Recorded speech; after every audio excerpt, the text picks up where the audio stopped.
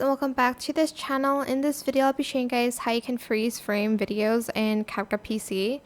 So to do that, I'm just going to select a video here, and I want to, for instance, freeze frame this video.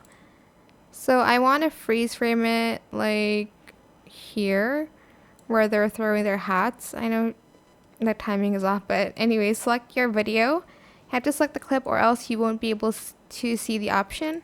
Select it and just like freeze frame. And that's it. You can adjust the duration of the freeze frame here. I'd like to also go to the freeze frame and change the color a little bit, like make it less saturated and a little bit darker and stuff like that. And just adjust the duration here.